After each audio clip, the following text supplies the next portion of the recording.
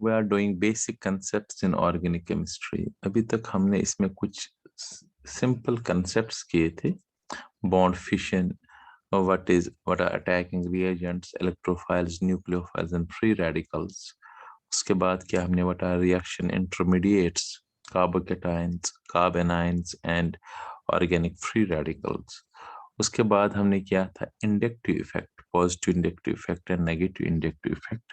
फिर क्या हमने electromeric effect. Now next very important is hyper conjugation क्या होती है, what is hyper conjugation. Hyper conjugation क्या होती है। तो next is what is hyper conjugation, what is hyper conjugation. Hyper conjugation से क्या मतलब है। अब हाइपर कंजुगेशन तो अभी मैं बताऊंगा ही, लेकिन मैं पहले I will just try to explain with an example. पहले लेट अस टेक एग्जांपल। मैं यहाँ पर दिखाऊंगा एक example. Suppose CH3 CH2 plus, it is ethyl carbocation. क्योंकि मैंने वहां पर कहा भी था कार्बोकेटाइन्स में जितने अल्काइल ग्रुप्स है उतना ज्यादा हाइपर कंजुगेशन है। इथाइल कार्बोकेटाइन मैंने आपको पहले भी कहा था वहां पर कि जो ये हाइपर कंजुगेशन है अल्कीन में हो सकता है या कार्बोकेटाइन्स में हो सकता है, फ्री रेडिकल्स में हो सकता है। होता क्या है, मैंने एक example the. Let us explain, this is an example, right. अब इस एग्जांपल के इसको हम एक्सप्लेन कैसे करेंगे। लेट अस टेक, देखो बेटा इसका स्ट्रक्चर में दिखाता हूं तभी आपको समझ आएगा। पहला कार्बन CH3, इसमें 4 सिग्मा बॉन्ड्स है, तो sp3 हाइब्रिडाइजेशन, ये आपको पता है, ये हम पहले भी कर चुके हैं। If I take the first carbon, this carbon, it has 3 hydrogen और 1 बॉन्ड, तो 4 हो गए, तो 4 means sp3 hybridisation.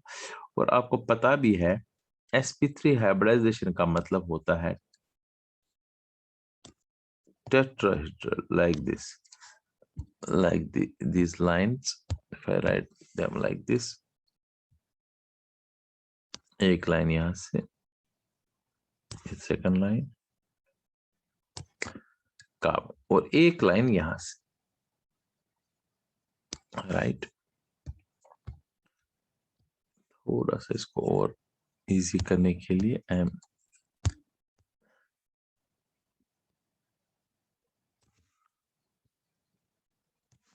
Let it be tetrahedral structure.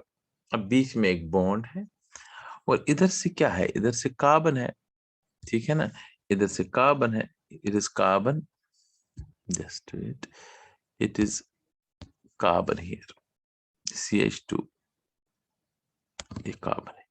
But this carbon containing positive charge, it has 3 sigma bonds only।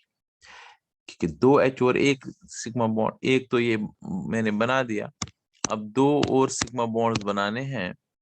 Trigonal planar है, एक यहां से और एक यहां से, ये ट्राइगोनल प्लेनर है,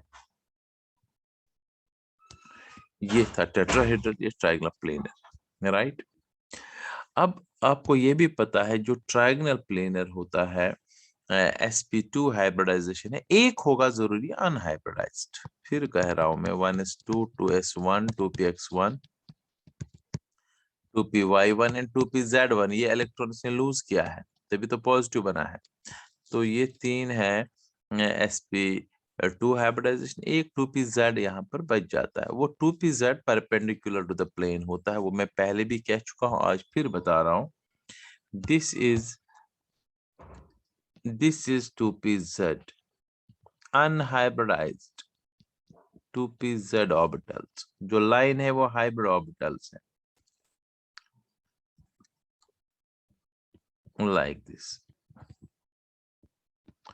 और कार्बन पर पॉजिटिव चार्ज है, कार्बन इज पॉजिटिवली चार्ज। हमारा मकसद है कि पॉजिटिव चार्ज कम से कम होनी चाहिए, तो स्टेबिलिटी बढ़ जाएगी इसकी। तो मैंने कहा था अल्काइल ग्रुप्स अगर साथ है, लेट अस टेक CH3, मैं यहाँ H ले रहा हूं, मैं ले सकता हूं, उसमें कोई दिक्कत नहीं है, हम दिखा सकते हैं। ये H है, यहाँ पर ये भी H है, ये भी H है, यहाँ पर भी H है और यहाँ पर भी H है। It is ethyl ethyl carbocation का स्ट्रक्चर।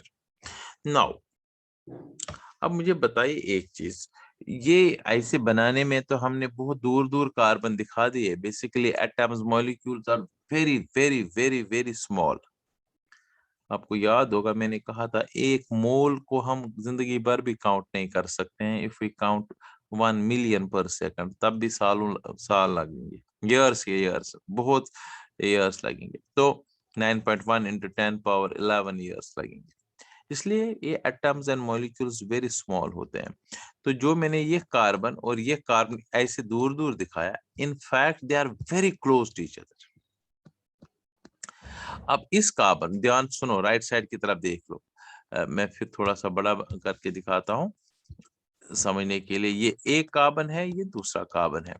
इस कार्बन पर अनहाइब्रिडाइज्ड ऑर्बिटल 2pz है। This is unhybridised 2pz orbital.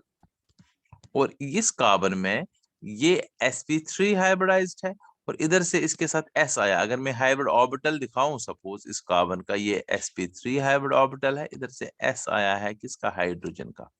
Just trying to explain you in detail क्या होता है। तो ये इस बॉन्ड को हम कहेंगे sp3-s, क्योंकि हाइड्रोजन का s होता है, स्फेरिकल होता है। इनके बीच में इलेक्ट्रॉन दो घूमते रहते हैं, ये दो इलेक्ट्रॉन, तभी तो बॉन्ड है। तो sp3s इलेक्ट्रॉन्स है ये। अगर मैं इस इलेक्ट्रॉन को बताऊं, इस इलेक्ट्रॉन को क्या कहेंगे, इट इज sp3, मतलब इस कार्बन का sp3 और H का कार्बन का sp3 और H का s। तो इन इलेक्ट्रॉन्स को मैं कहूं sp3-s इलेक्ट्रॉन्स। दोनों के दो इलेक्ट्रॉन्स हैं, तो मगर है ये दो इलेक्ट्रॉन्स। अब जरा ध्यान से देख लीजिएगा। अब ये दो इलेक्ट्रॉन है, ये दो इलेक्ट्रॉन जिसको मैंने काटा इधर, ये दो इलेक्ट्रॉन समझ लीजिए ऐसे, पेन की तरफ देखो, ये दो इलेक्ट्रॉन ऊपर जाते हैं, फिर नीचे, फिर ऊपर, फिर नीचे, फिर ऊपर, नीचे, फिर नीचे, ये रोटेट करते हैं ना इन दो के बीच में। They are rotating between carbon and H। And since इसके साथ वाले, ध्यान से सुनो मैं क्या बता रहा हूं, इसके साथ कार्बन और हाइड्रोजन के बीच में दो इलेक्ट्रॉन है, लेकिन इसके साथ यहाँ पर पॉजिटिव चार्ज है और एक ऑर्बिटल यहाँ पर है, अनहाइब्रिडाइज्ड ऑर्बिटल। ये कभी कभी ये दोनों इलेक्ट्रॉन क्या करते हैं, यहाँ पर ध्यान से सुनो, दिस इज इंपॉर्टेंट, यहाँ तो है ही है, कभी कभी ये दोनों इलेक्ट्रॉन यहाँ की तरफ जाते हैं, यहाँ की तरफ जाते हैं, क्योंकि पॉजिटिव चार्ज कार्बन है ना, कार्बन की तरफ कभी कभी जा सकते हैं। जब ये दोनों इलेक्ट्रॉन यहाँ आएंगे, मान लीजिए यहाँ की तरफ जाएंगे, यहाँ की तरफ जाएंगे, उस टाइम कार्बन और हाइड्रोजन के बीच में कोई इलेक्ट्रॉन नहीं रहेगा। मान लीजिए हाइड्रोजन डिटैच होगा, लेकिन ये इतना फास्ट होता है, इधर जाके फिर ये वापस आते हैं, फिर ऊपर जाते हैं, फिर ऊपर जाते हैं, फिर इसको पकड़ के रखता है, फिर बीच में इधर की तरफ आ जाता है, फिर इधर की तरफ। सो जो ये sp3s इलेक्ट्रॉन्स है, ये एडजेसेंट के साथ क्या करता है, इंटरेक्ट करता है, यहां से यहाँ की तरफ कभी कभी जाता है, कभी कभी 1 सेकंड के लिए। जरा सोचिए, जिस सेकंड के लिए ये इसके साथ ओवरलैप कर रहा है, ये दो ऑर्बिटल, ये इसका ये दो इलेक्ट्रॉन इधर की तरफ, उस टाइम पॉजिटिव चार्ज कम हो जाएगी ना, क्योंकि इलेक्ट्रॉन आ रहा है, नेगेटिव चार्ज आ रहा है, पॉजिटिव चार्ज कम हो जाएगी। रिमेंबर, उसी टाइम में जो इफेक्ट हो रहा है उसी को हाइपर कंजुगेशन बोलते हैं। अब मुझे बताइए, ये इंटरेक्शन हाइपर कंजुगेशन किस किस के बीच में होता है, किन इलेक्ट्रॉन्स और किन इलेक्ट्रॉन्स के बीच में, अब आपको बताना है। sp3s इलेक्ट्रॉन्स एक साइड में और दूसरे साइड क्या होगा, ये अनहाइब्रिडाइज्ड, एक साइड में ये अनहाइब्रिडाइज्ड 2pz ऑर्बिटल है, एक side 2p unhybridised 2pz orbital और एक साइड ये इलेक्ट्रॉन, ये दो CH इलेक्ट्रॉन इधर से मैं दिखा रहा हूं। जब ये एक दूसरे के साथ बॉन्ड बनाते हैं, उस टाइम उस इफेक्ट को क्या बोलते हैं, हाइपर कंजुगेशन। और उस टाइम में, उस सेकंड के लिए कार्बन की पॉजिटिव चार्ज जो है कम हो जाएगी, डिस्पर्स हो जाएगी। I am explaining you, if more alkyl groups are bonded to positively charge carbocation, तो हर साइड से हाइपर कंजुगेशन पॉसिबल है। तो फिर पॉजिटिव चार्ज सबसे ज्यादा कम हो जाएगी, डिस्पर्स हो जाएगी, बिकॉज पहले तो एक का दिखा दिया यहाँ पर। अब इस H की जगह अगर अल्काइल ग्रुप होगा वहां से भी होगा, इस H की जगह अल्काइल ग्रुप होगा, इस H की जगह अल्काइल ग्रुप होगा, वहां से भी होगा, इस H की जगह अल्काइल, तो वहां से भी हाइपर कंजुगेशन, राइट। अब मुझे बताइए what is hyper conjugation. Definition of hyper conjugation मुझे चाहिए। This interaction is hyper conjugation. इस इफेक्ट को बेकर एंड नाथन ने बताया था, इसलिए इसको बेकर नाथन इफेक्ट भी बोलते हैं। और मैंने एक चीज बताया ना, इस लाइन यही हाइपर कंजुगेशन है। अब मुझे एक चीज बताइए, मैंने कहा ना जिस टाइम ये दो इलेक्ट्रॉन sp3s कार्बन की तरफ आएंगे, क्या उस टाइम कार्बन और हाइड्रोजन के बीच में कोई बॉन्ड रहेगा? नहीं। तो इसलिए इसको कहते हैं no bond resonance, no bond. एक टाइम, जिस टाइम हाइपर कंजुगेशन है, इधर से कोई बॉन्ड नहीं होता, लेकिन इतना फास्ट होता है तो वापस उसको पकड़ता है, फटाफट जाता है, फिर ये फ्रैक्शन ऑफ ए सेकंड के लिए हो जाता है। सो इसके तीन नाम है, हाइपर कंजुगेशन, बेकर-नाथन इफेक्ट और नो बॉन्ड रेजोनेंस। अब है क्या ये, डेफिनेशन क्या है? इंटरेक्शन है किस किस के बीच में? Between sp3s electrons of one and atom, unhybrid of one atom, of one मतलब atom with किसके साथ? unhybridized unhybrid unhybridized orbital of unhybridized p orbital, वो तो pz ही होगा, लेकिन आप लिखो unhybridized p orbital of adjacent carbon atom, adjacent sp2 hybridized carbon atom, तभी तो होगा ना।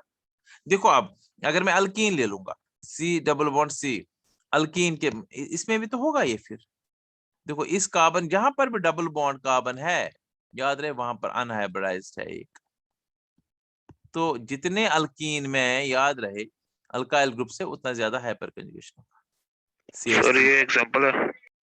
नहीं, एग्जांपल एक ही देने में, just I am trying to explain कि अल्कीन में भी हो सकता है, ऐसे ही फ्री रेडिकल में भी हो सकता है। अब डेफिनेशन लिखेंगे।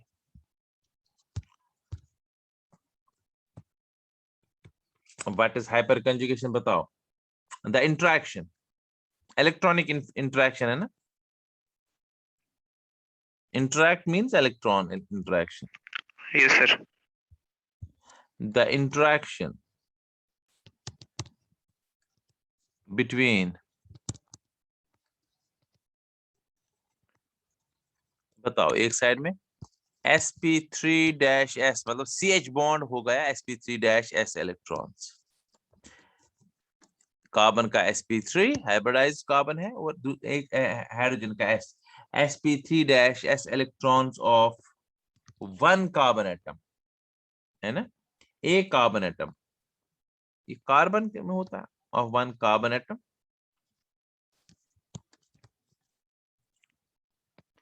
विद द, इसके साथ इंटरेक्शन है विद द अनहाइब्रिडाइज्ड, क्योंकि वही तो परपेंडिकुलर होता है, उसी के साथ हो सकती है, हाइब्रिडाइज के साथ नहीं। विद द अनहाइब्रिडाइज्ड p, ये होता है नॉर्मली pz, आप p लिखो, unhybridised p orbital of the adjacent, मगर वो उसमें कौन से हाइब्रिडाइजेशन होगी तभी अनहाइब्रिडाइज होगा, sp2 hybridized carbon, sp2 hybridized carbon, carbon atom, एक साइड में sp3-s इलेक्ट्रॉन्स और दूसरे साइड में unhybridised p orbital of adjacent sp2 hybridised carbon. अगर आप sp2 नहीं भी लिखेंगे कोई बात नहीं, इसमें ब्रैकेट में लिख लो, कंफ्यूजन ना हो जाए, of the adjacent carbon atom, comma, is known as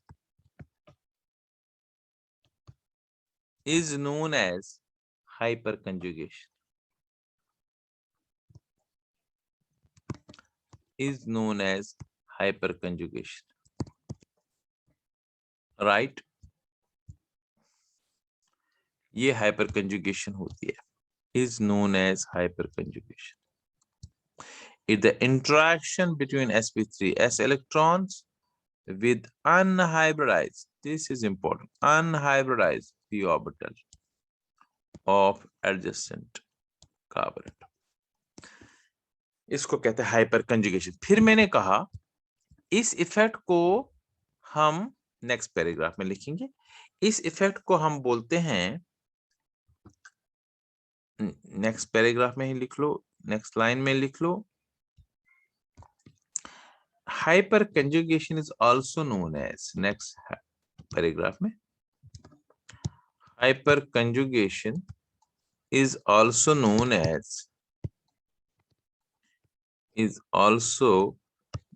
as Baker-Nathan effect, BAKER dash, दो साइंस है, Baker and Nathan, NATHAN, Baker Nathan effect, Baker Nathan effect. और मैंने कहा और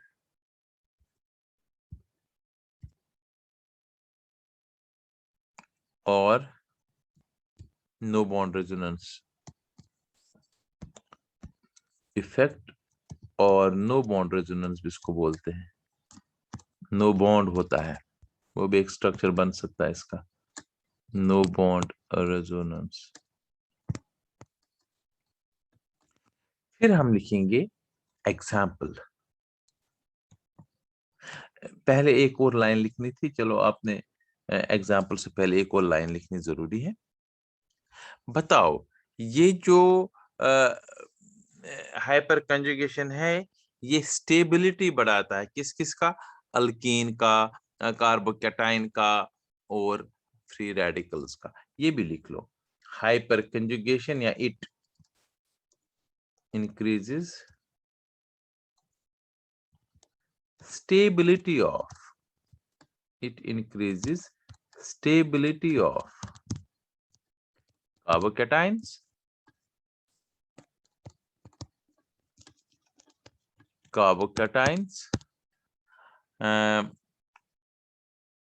free radicals and alkenes. फिर example, radicals and alkenes, then you give example, ethyl carbocation में दिखाइए हमने example, you write this example। नीचे लिखेंगे हाइपर कंजुगेशन इन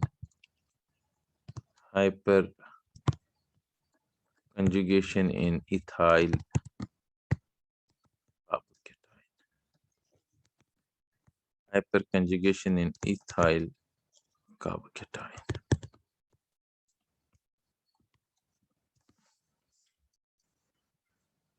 Okay,